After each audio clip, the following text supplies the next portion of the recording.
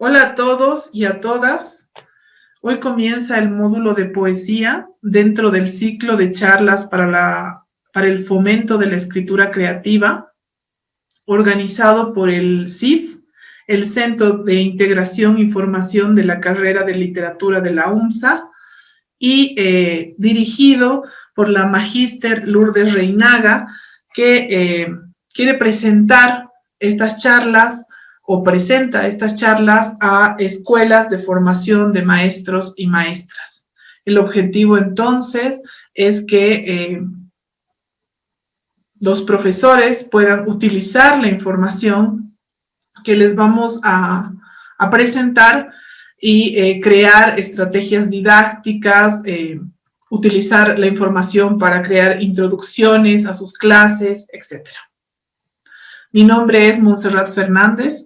Los voy a acompañar en esta incursión, en esta reflexión que van a tener sobre el género de la poesía. Es importante destacar que no vamos a tener un enfoque clásico, tradicional, sobre el estudio de la poesía, más bien vamos a incursionar en una visión un tanto más fresca, renovada, para poder entrar a este género que es bastante complejo y que muchos estudiantes y muchos lectores en general rehuyen, ¿no?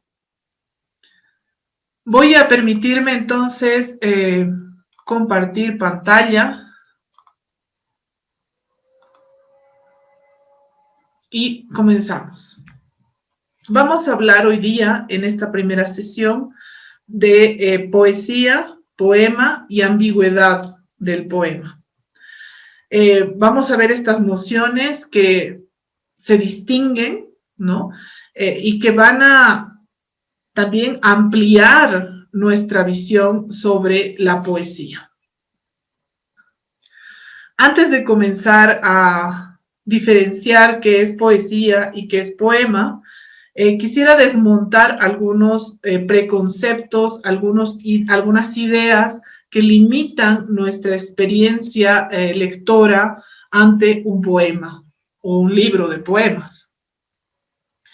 La primera idea que tenemos que descartar es que la poesía es la expresión bella de sentimientos de un autor. En primera instancia, cuando la voz que habla en la poesía no es la voz del autor, ¿no?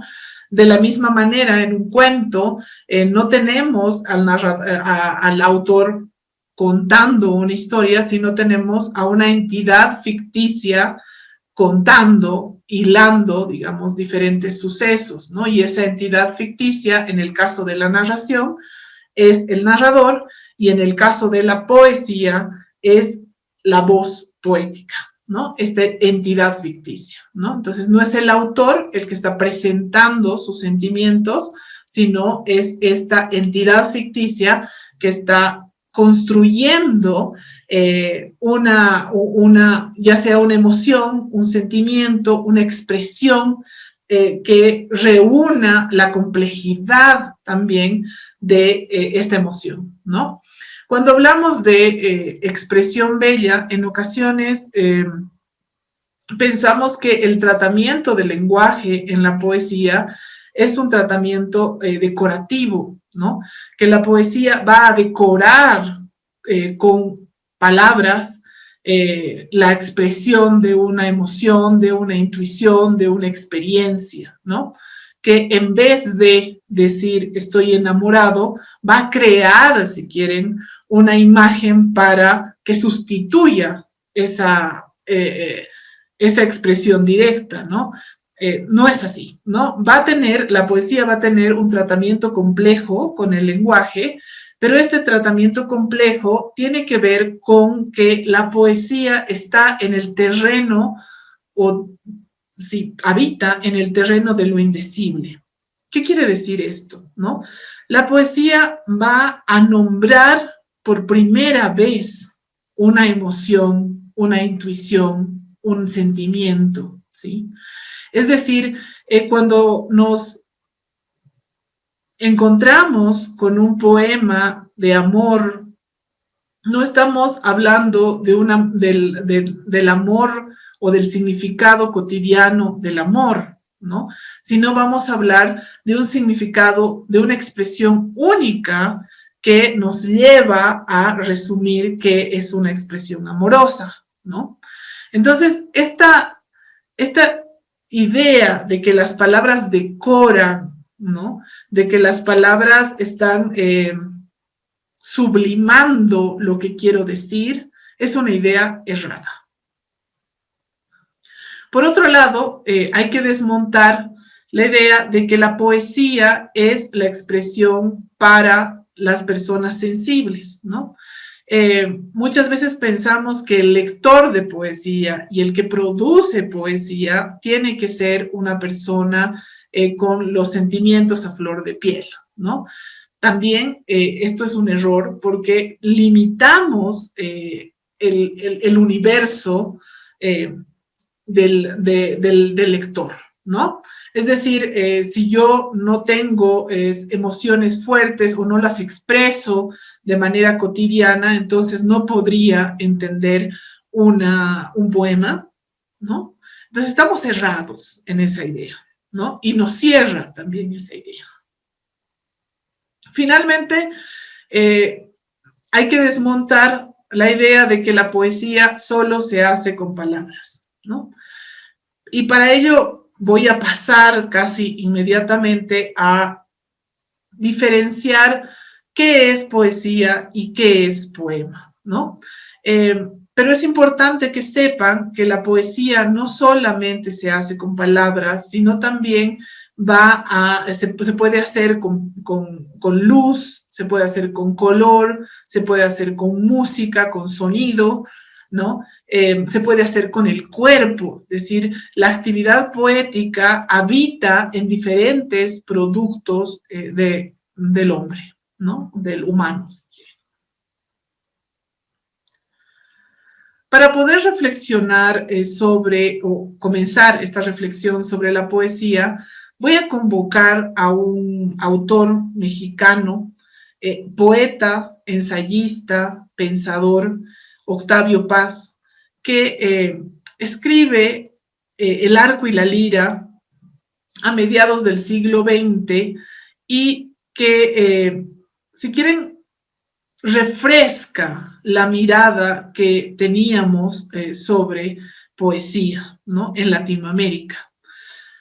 Yo recomiendo este libro como un libro de iniciación para poder entender la complejidad de la poesía, ¿no? Entonces, por eso mismo, pienso que es importante que ustedes anoten dentro de la bibliografía consultar este libro, ¿no? Octavio Paz, ya en el primer párrafo de su libro, en el primer capítulo de su libro, este capítulo se llama Poesía y Poema, va a contestar 3 preguntas recurrentes, ¿no? Y estas preguntas son, ¿qué es la poesía? ¿Cuál es la función de la poesía? Y finalmente, ¿dónde está la poesía? ¿No? A la primera pregunta, Octavio Paz responde de la siguiente manera. La poesía es operación capaz de cambiar al mundo. La actividad poética es revolucionaria por naturaleza. Ejercicio espiritual es un método de liberación interior.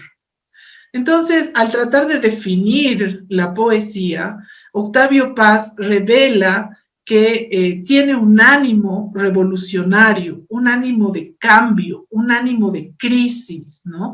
La poesía nos va a poner en crisis al momento de leer un poema, ¿no? Nosotros vamos a enfrentarnos con un uso del lenguaje no cotidiano. Y ese uso del lenguaje no cotidiano nos va a desestabilizar los sentidos cerrados que tenemos, ¿no? Entonces, de pronto, cuando leamos un poema de amor, vamos a ver que este sentimiento, digamos, esta emoción, también se va a poner en crisis frente al sentido que nosotros tenemos de amor, ¿no? También anota Octavio Paz que es un ejercicio espiritual y es un método de liberación interior, ¿no? La poesía va a expresar las subjetividades, las diferentes subjetividades, una visión particular del mundo, ¿no? Cuando expresa esta visión particular del mundo, también le da nombre a eso que todavía no ha sido nombrado, ¿no? Ya les decía que la poesía está en el terreno, si quieren, de lo indecible, de lo que todavía no se ha expresado, de lo que todavía no se ha dicho, ¿no? Y por tanto nos va a reconfigurar el mundo y los sentidos de ese mundo que nosotros pensamos es unívoco, que nosotros pensamos es cerrado. Ante la pregunta ¿cuál es la función de la poesía? Octavio Paz dice, la poesía revela este mundo, crea otro, aísla, une, es pensamiento no dirigido. La poesía, el poema, va a presentar siempre una posibilidad de mundo, ¿no? Va a reconstruir la realidad, le va a dar una perspectiva única e irrepetible a una realidad, a un instante, a un sentimiento, ¿no? Y cuando lo hace, en ocasiones va a juntar dos elementos que parecen que no deberían estar juntos, ¿no? Que deberían más bien estar distantes, va a juntar opuestos, va a juntar aquello que pensamos que no tiene relación, ¿no? En la poesía nos vamos a encontrar con una piedra que pesa como la pluma o con una pluma que pesa como la piedra, ¿no? Entonces, tenemos que aceptar, si quieren, esta reconfiguración de la lógica. Por tanto, no estamos ante un pensamiento institucional, no estamos ante un pensamiento cerrado, más bien es un pensamiento caótico, un pensamiento no dirigido, un pensamiento que está desmontando sentidos, que nos va a hacer dudar, que nos va a hacer entrar en crisis, que va a despertar nuestro ánimo revolucionario. Ante la pregunta, ¿dónde está la poesía? Octavio Paz dice, la poesía se manifiesta en un producto humano, cuadro, canción, escultura, tragedia. Por tanto, los productos de la poesía son múltiples. Y una de las ventajas de estudiar poesía es que podemos habitar el terreno de lo artístico, ¿no? Hay poesía en la fotografía, hay poesía en la pintura, hay poesía en la escultura, hay poesía en la danza, ¿no? Hay poesía en la creación cinematográfica, ¿no? Vamos a encontrar poesía, es decir, vamos a encontrar un ánimo revolucionario, un ejercicio espiritual, un método de liberación interior en varios productos humanos. Quiero presentarles como ejemplo manifestaciones poéticas en diferentes expresiones, ¿no? Piensen, por ejemplo, en este cuadro, en esta pintura de Rosemary Mamani, donde tenemos o podemos intuir, si quieren, ese ánimo revolucionario cuando Rosemary Mamani pone en tensión dos cosas, ¿no? Por un lado tenemos un cuadro y por el otro tenemos a una persona, una anciana, un adulto mayor que se superpone al cuadro y se fusiona en ese cuadro, ¿no? Se fusiona con ese cuadro. Entonces, tenemos dos instancias que se están juntando, que se están enlazando y ya no sabemos si esta anciana es parte de una realidad externa al cuadro o es parte del cuadro, ¿no? Y van generándose diferentes sentidos, ¿no? Piensen que dentro de este cuadro el rostro de la anciana representaría un estar fuera de lo terrenal, ¿no? Subir, elevarse, ¿no? Mientras el cuerpo sigue con los pies sobre la tierra, ¿no? Que el cuadro asimile el rostro de la anciana, que el cuadro se fusione con el rostro de la anciana, también nos da a pensar que se está disolviendo, ¿no? Como las nubes, se está fusionando con estas nubes, ¿no? Por eso tal vez el título de la pintura, ¿no? El llamado, es decir, cuando te están buscando para ir a cierto lugar, cuando te están nombrando para ir a cierto lugar, ¿no? Evidentemente, aquí estamos ante una expresión poética que nos hace pensar en la muerte, ¿no? Que nos hace pensar también en el arte, ¿no? Que nos hace pensar en la muerte como arte, ¿no? Es decir, aquí estamos ante una expresión artística, poética, que nos genera muchos sentidos y que desmonta, cambia nuestra percepción de lo que es la vida, de lo que es la muerte, de lo que es el arte, el cuadro artístico, de lo que es la realidad, etc. Piensen en la escultura de Carolina Sanginés, ¿no? Esta escultura no tiene título, pero tenemos el busto, si quieren, de una mujer y el cuerpo de esta mujer es una jaula, ¿no? Donde se guarda a un pájaro, donde se guarda esto que representa vuelo, que representa canto, ¿no? Entonces estamos ante, si quieren, la posibilidad del sentido que se está generando de que esta mujer se siente encerrada, se siente enjaulada, y que eso que está encerrado, eso que está todavía preso, oprimido, es una voz, ¿no? Es un sueño, eso que vuela, un deseo, ¿no? Entonces, igual, en esta escultura tenemos un ánimo revolucionario en tanto que ponemos en crisis la idea de cuerpo, ¿no? Como aquello que guarda, como aquello que encierra, ¿no? También ponemos en crisis la idea de mujer, ¿no?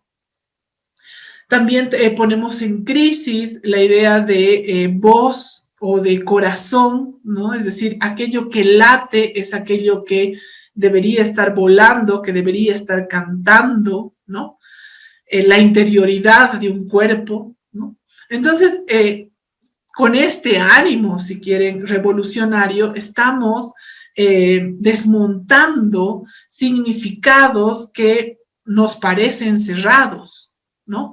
Cuando hablo de cuerpo, nunca hasta el momento en que contemplo la obra, la escultura de Carolina Sanginés, había pensado en que el cuerpo es una prisión, es la prisión de algo, es mi propia prisión, ¿no? Y finalmente, también la poesía está en piezas musicales, ¿no? Una de esas piezas musicales podría ser Presagio de los pájaros de Luzmila Carpio, que voy a hacerles escuchar un pedacito para que ustedes puedan experimentar cuál es la poesía que encierra esta pieza musical.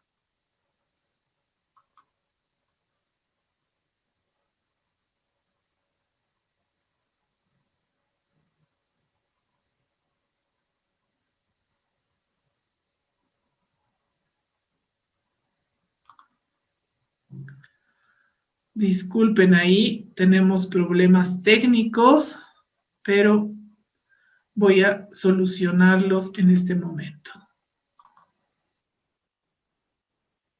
Bien, escuchemos entonces a Luzmila Carpio.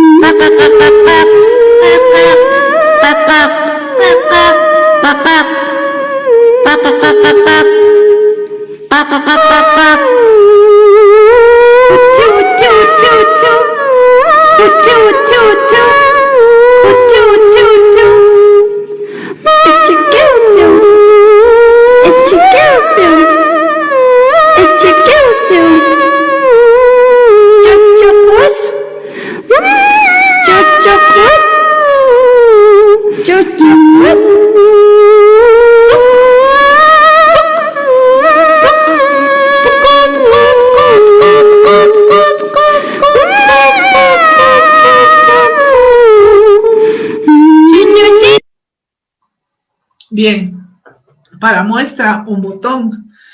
¿Dónde está el ánimo revolucionario en esta pieza musical? ¿No? Luzmila Carpio presta su voz para darle voz a los pájaros, ¿no?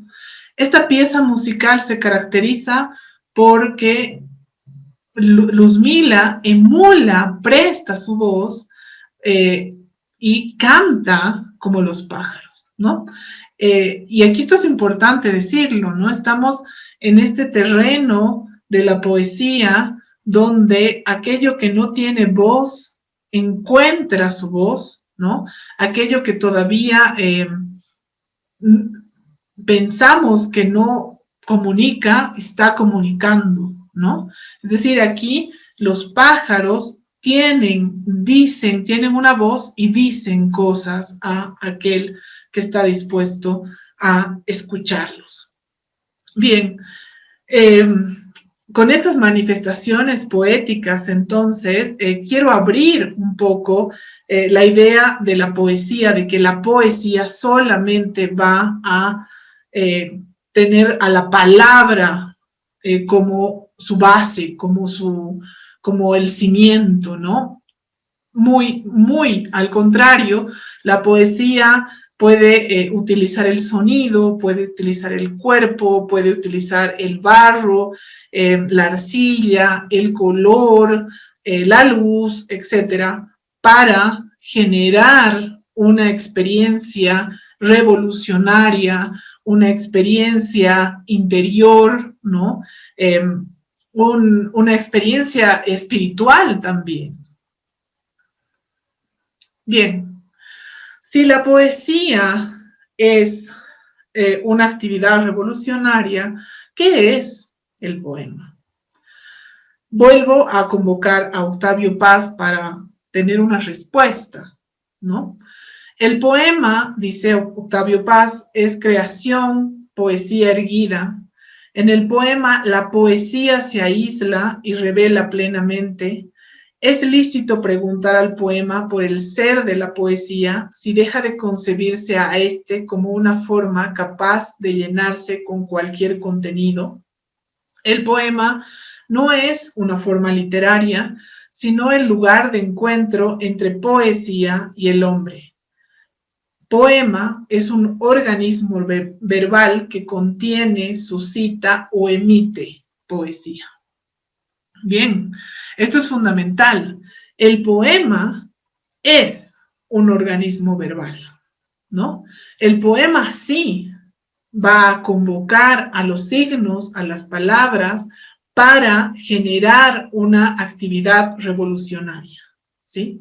Para generar una manifestación espiritual, para generar una expresión propia, ¿no?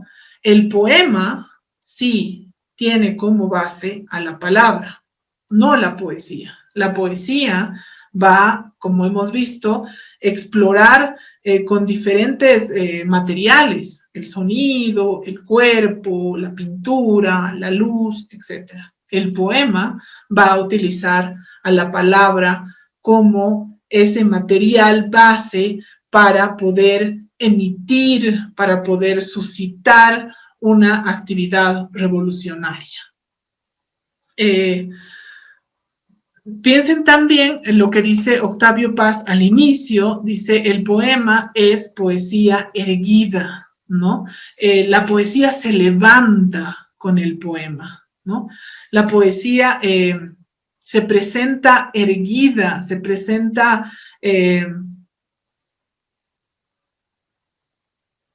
parada, si quieren, en tanto el poema también presenta desde lo visual una estructura alargada, ¿sí, no?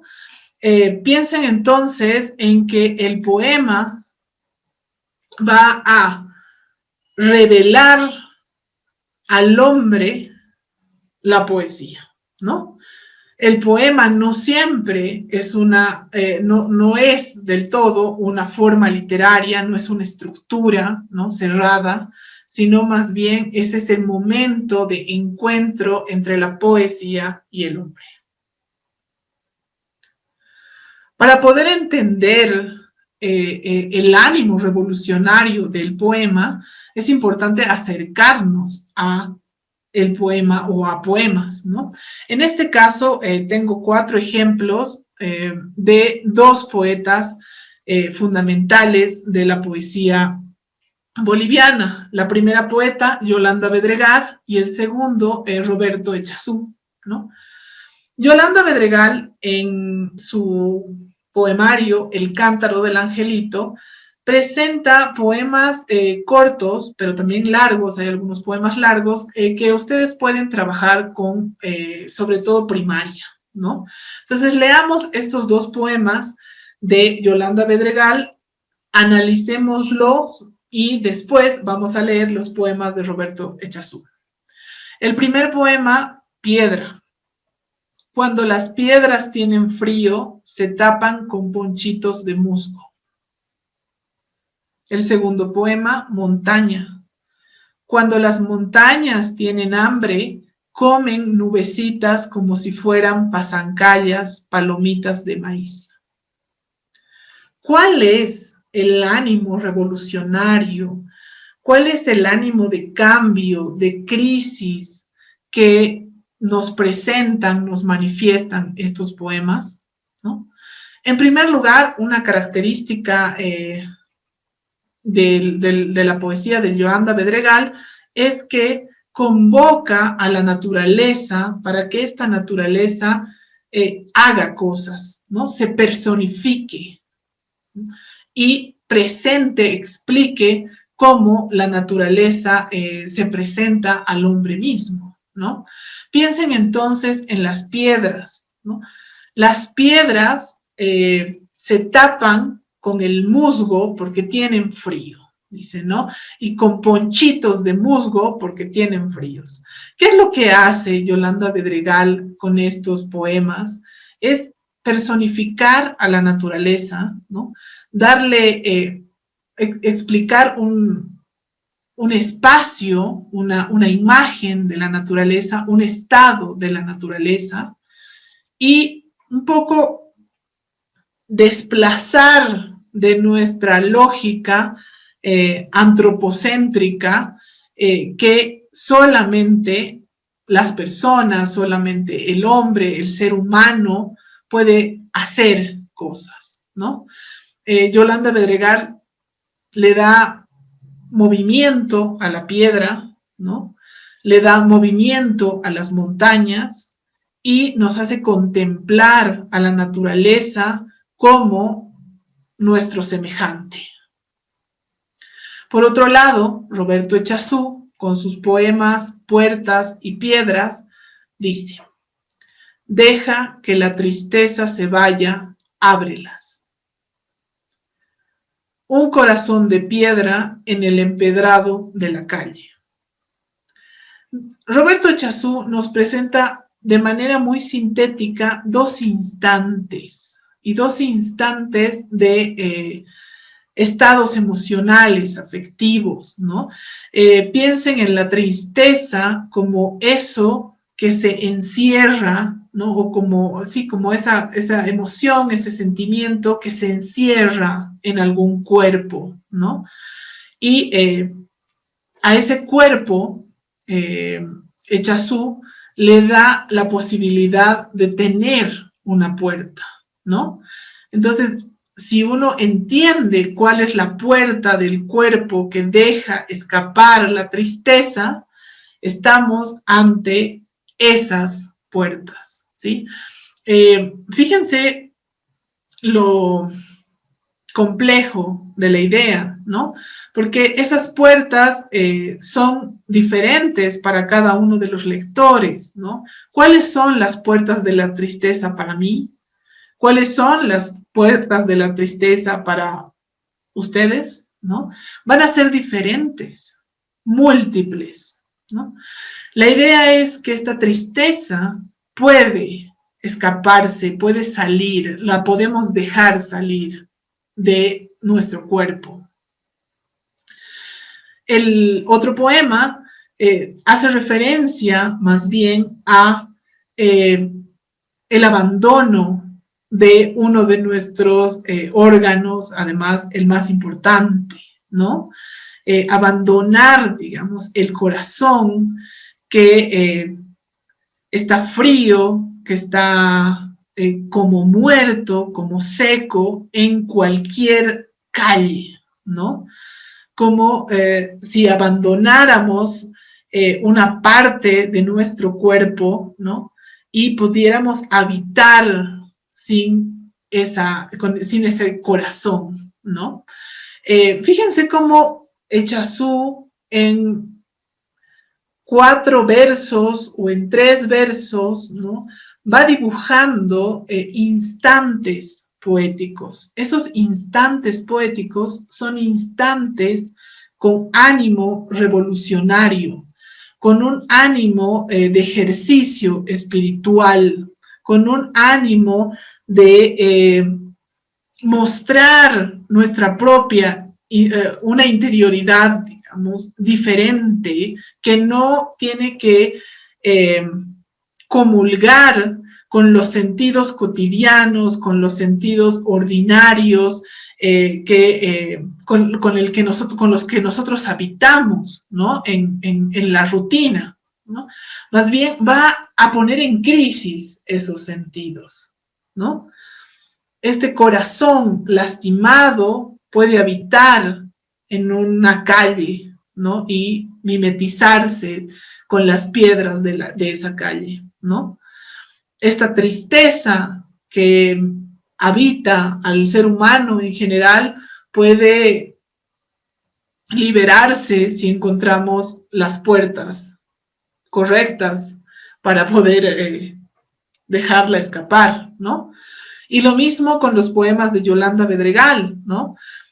Cuando vemos que las montañas, que las nubes se acercan a las montañas, es porque ellas tienen hambre y se comen estas nubes como nosotros bien podríamos comernos unas pasancallas, ¿no?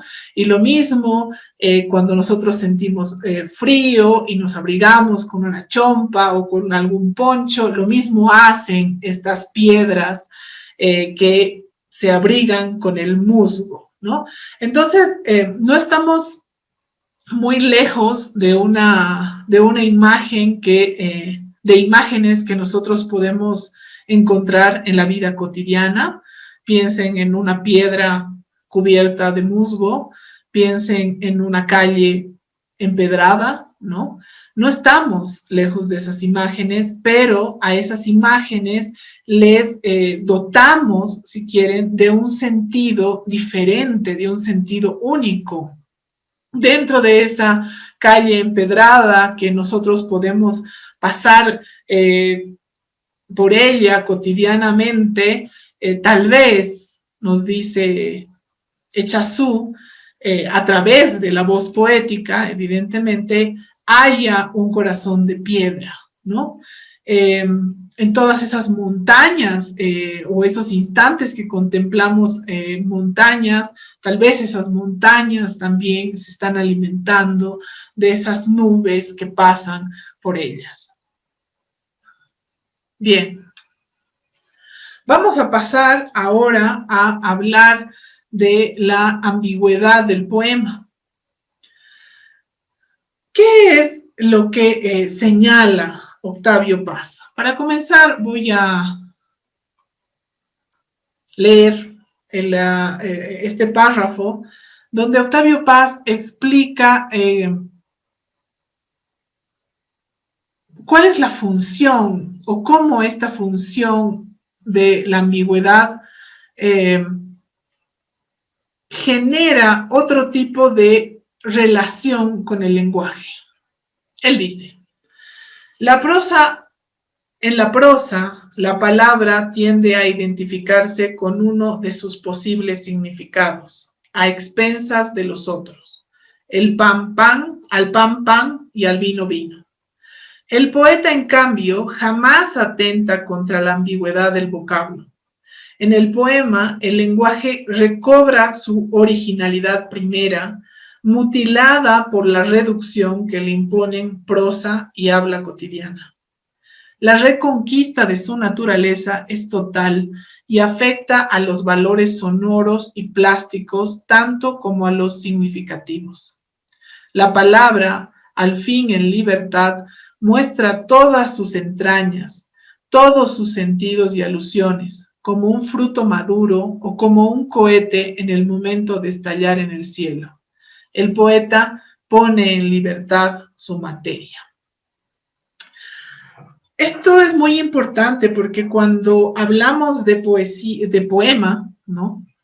Y de poesía en el poema, en una construcción verbal, estamos hablando de un tratamiento del lenguaje, ¿no?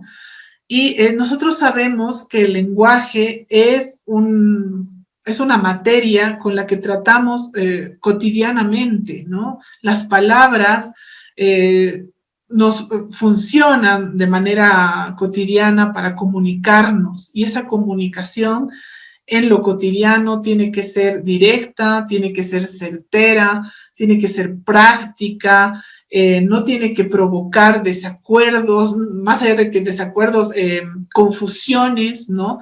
Tiene que ser lo más limpia posible para que el otro a quien yo me dirijo con estas palabras pueda entender qué es lo que le pido, ¿no? Específicamente. En el caso de la poesía y en el caso del poema, las palabras pierden, si quieren, esa practicidad, ¿no?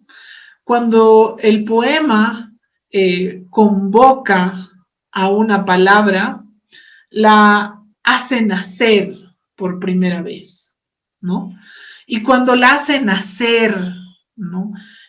Por primera vez, cuando la utiliza, si quieren, por primera vez, rescata sus valores sonoros, ¿no? Eso quiere decir que la palabra no solamente va a encerrar un significado, ¿qué significa esa palabra? Sino que también va a encerrar un sonido, ¿no? Por eso el poeta tiene que ser muy certero con la selección de las palabras, ¿no? Porque no solamente la palabra va a guiar al lector para entender una idea, sino también va a generar un ritmo, va a sonar esa palabra y ese sonido que genera la palabra también tiene un sentido, ¿no? Vamos a ver en otras sesiones, vamos a tener más, vamos a hablar, digamos, sobre el ritmo de las palabras en otra sesión, pero es importante que sepamos que el material del poeta es la palabra, pero antes de utilizar esa palabra, el poeta tiene que limpiar a esa palabra de su practicidad, de su sentido único, ¿no? Cuando el poeta dice manzana, no solamente va a hablar de un fruto, ¿no? Sino va a hablar de una forma, de un color, de un sabor, de de las relaciones que tiene esta forma o este color o este sabor con otras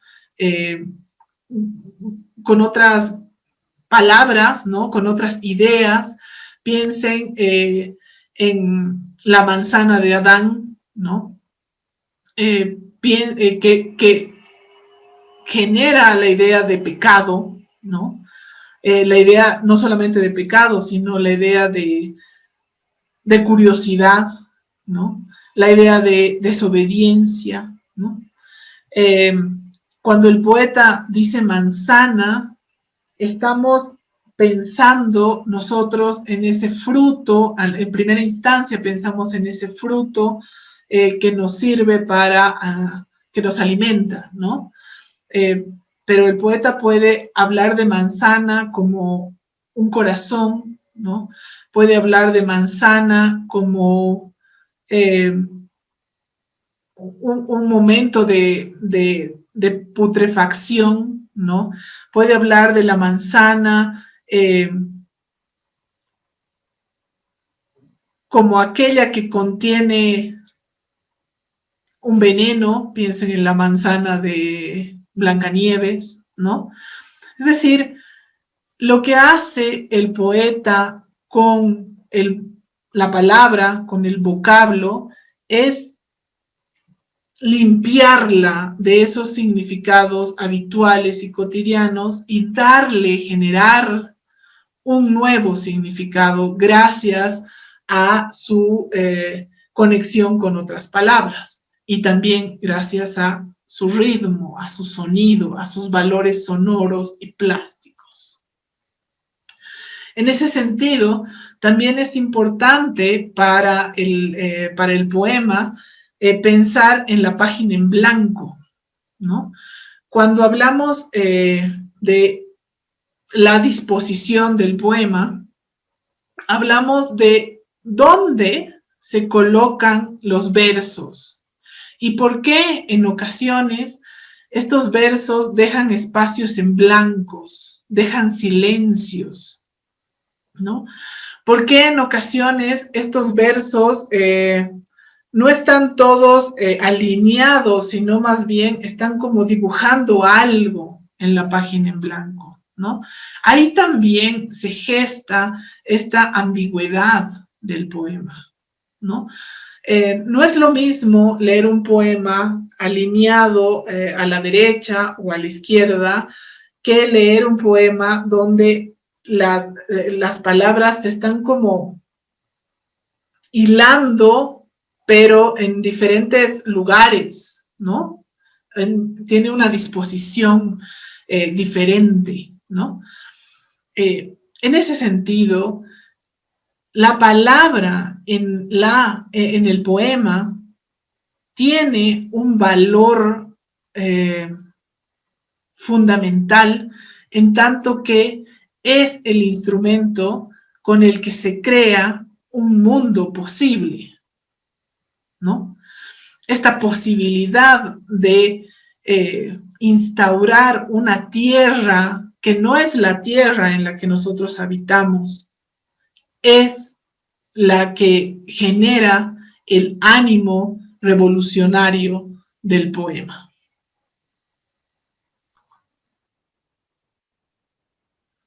Las palabras entonces que habitan el poema están sujetas a la interpretación. No tienen sentidos únicos, unívocos, al contrario, ¿no? Van a ir presentando sus sentidos según el hilado que presente el poema. Para poder entender el sentido de esta característica del poema, quisiera leer con ustedes el poema Pozo Verbal de Óscar Cerruto, del poemario Cántico Traspasado. Nada se sabe, pero las palabras se conjuran hostiles, chillan y se acuchillan, Saltan en el aire, lo infestan, movilizan llamaradas como ráfaga de toros, como tizones vivos que caldean la pedana del escándalo. Una sola palabra, la no pronunciada, porque en ella está inscrita la dispersión de lo que amas. Las palabras te ensalzan, te festejan, te miman, te enjollan, te besan las manos, luego te muerden. Las palabras te encumbran, te glorifican, te esmaltan con azúcares, te visten de luz, te visten de flores, luego te escupen. Las palabras te calzan de oro, te coronan con laureles, te reverencian, te abruman de lisonjas, luego te lapidan. Las palabras te santifican, te cantan alabanzas, te levantan en el aire, qué alto vas, luego te entierran. Fíjense en esta idea que se transmite, que transmite el yo poético de este poema, ¿no? La relación que tiene este yo poético con las palabras es una relación tensa, ¿no? En ocasiones las palabras lo ensalzan a la voz poética, lo festejan, lo miman, lo enjollan y luego lo muerden, ¿no? Las palabras causando en la misma voz, en el mismo ser, en la misma entidad, dos cosas absolutamente opuestas, ¿no? Por un lado, las palabras lo encumbran, lo glorifican, lo esmaltan con azúcares, lo visten de luz y luego escupen, ¿no? Esta función de las palabras revela lo que bien Octavio Paz quiso decirnos al momento de hablar de la ambigüedad del poema, ¿no? Estas palabras en el poema, o la palabra en el poema, escapa al significado único. La palabra en el poema renace. Cuando alguien en el poema, o en la construcción poética, en esta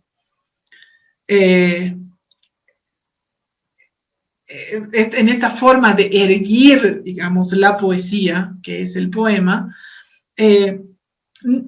utiliza la palabra cuando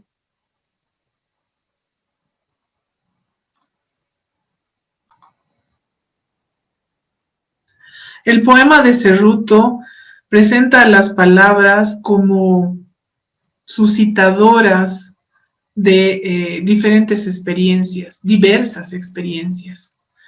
Y en realidad, este es el sentido que quiere transmitir también Octavio Paz cuando habla de la ambigüedad del poema. Ahí, en el poema, el lenguaje recobra, dice, su originalidad, ¿no? Ya no es reducido, ¿no? La palabra ya no es reducida a la practicidad de lo cotidiano, más bien se va a abrir esta palabra, ¿no? Entonces, de la misma manera que algunas palabras santifican, ¿no? Cantan alabanzas, esas mismas palabras pueden enterrar al yo poético y enterrar también al lector, ¿no? Cuando en un poema convocamos la presencia de un pájaro, ese pájaro puede encerrar un sentido de vuelo y por tanto de libertad, de distanciamiento, de alejamiento, de cambio, etcétera, una renovación. Podría este pájaro encerrar una renovación, pero en otras instancias también este pájaro podría causar en el yo poético una crisis con su presencia. Piensen en el poema de Poe, ¿no? Como la presencia de este cuervo está generando en este yo poético una crisis y lo atormenta, ¿no? Entonces, fíjense cómo la presencia de esta palabra, de esta palabra pájaro en un poema puede significar algo diametralmente opuesto en otro poema. Para terminar, quisiera leer otra reflexión, una última reflexión de nuestro poeta Octavio Paz y crítico, ensayista, que nos está ayudando a abrirnos, a iniciarnos en la poesía, ¿no? Y él va a hablar de la creación poética como una violencia sobre el lenguaje. Él dice: la creación poética se inicia como violencia sobre el lenguaje. El primer acto de esta operación consiste en el desarraigo de las palabras. El poeta las arranca de sus conexiones y menesteres habituales, separados del mundo informe del habla, los vocablos se vuelven únicos como si acabasen de nacer. El segundo acto es el regreso de la palabra. El poema se convierte en objeto de participación. Dos fuerzas antagónicas habitan el poema, una de elevación o desarraigo que arranca a las palabras del lenguaje, otra de gravedad que la hace volver. El poema es creación original y única, pero también es lectura y recitación, participación. El poeta lo crea, el pueblo, al recitarlo, lo recrea. Poeta y lector son dos momentos de una misma realidad, alternándose de una manera que no es inexacto llamar cíclica. Su rotación engendra la chispa, la poesía. Bien, para cerrar entonces esta primera sesión de reflexión, es importante anotar que la violencia que se ejerce o que ejerce el poema hacia el lenguaje cotidiano, hacia los significados unívocos, es un acto revolucionario en tanto que nos entrega un material, una palabra, un signo que se puede renovar, ¿no? Que puede encerrar otros sentidos, según cómo nosotros hilamos estas palabras con otras, ¿no? Este momento de desarraigo, dice Octavio Paz, hace que este material, el lenguaje, se convierta en un material limpio de sentidos institucionalizados, ¿no? Les decía ya, ¿no? Cuando vamos a hablar de un ave, de un pájaro, no solamente vamos a hablar del vuelo, no solamente vamos a hablar de las alas, no solamente vamos a hablar del canto, sino que va a encerrar también otros sentidos, ¿no? El color del pájaro será importante, ¿no? La extensión del canto también será importante, ¿no?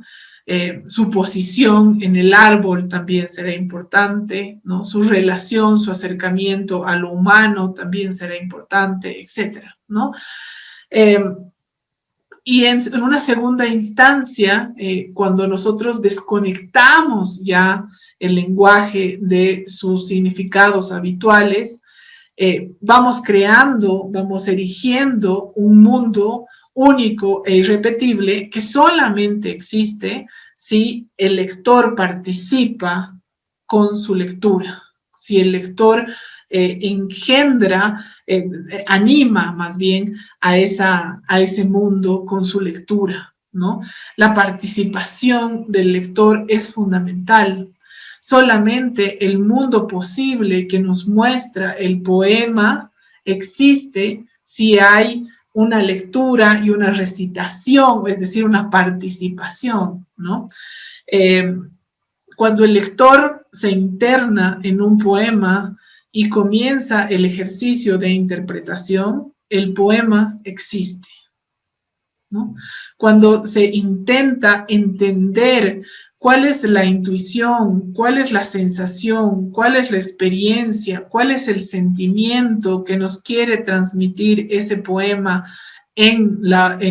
gracias a la voz poética que nos está cantando en el oído y que está utilizando palabras y fusionando palabras para poder decir eso indecible, eso que todavía no tiene nombre, eso que todavía no tiene espacio dentro de nuestra lógica limitada, de nuestro pensamiento institucionalizado, que nos dicta que las cosas tienen que tener un solo sentido, ¿no? Y que no pueden ir desplazándose los sentidos o transformándose según cómo hilamos las palabras, cómo encadenamos una palabra con la otra, ¿no? El pensamiento, la lógica habitual, cotidiana, nos dicta que tenemos que ser prácticos con las palabras. En la poesía, esa practicidad se anula y puedo fusionar dos cosas que pensaba no tenían relación. La piedra y la pluma son muy diferentes y sin embargo voy a leer en algún poema que la pluma cae como una piedra por el monte, ¿no?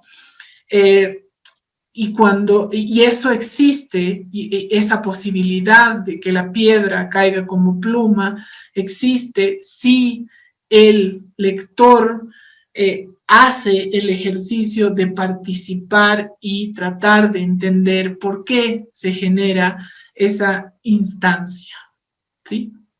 De aquí en adelante, entonces, intentaremos nosotros activar esa nuestra participación al momento de leer un poema.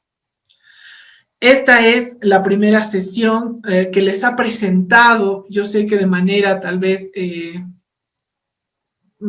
conflictiva, ¿no? De manera no muy práctica, tres nociones que son importantes pensarlas, reflexionarlas. La primera, que la poesía, ¿no?, se diferencia del poema. La poesía es una actividad revolucionaria, es una expresión de lo íntimo, es una expresión espiritual, ¿no? También la poesía va a revelar el mundo, va a recrear el mundo y está en varios productos del humano, no solamente en el lenguaje o en el poema, sino también está en el sonido, en el color, en el movimiento corporal, etcétera, ¿no? Y por otro lado, el poema va a ser ese organismo verbal que va a, en una primera instancia, utilizar la palabra para crear un mundo, y ese mundo va a ser posible si y solamente si participa un lector y activa y le da latido a ese mundo, ¿sí? Espero que esta primera reflexión les haya ayudado para entender que vamos a entrar a leer posibilidades de mundo y que estas posibilidades de mundo exigen de nosotros también una apertura, ¿no? Exigen de nosotros también que nosotros también posibilitemos que las palabras tengan otros sentidos, ¿no? Muchísimas gracias. Estaré pronto en la segunda sesión leyendo y reflexionando sobre poemas, sobre los poemas que voy a ir presentándoles para que ustedes también tengan un banco de textos con los que puedan trabajar. Muchísimas gracias. Los saludo. Nos vemos muy pronto.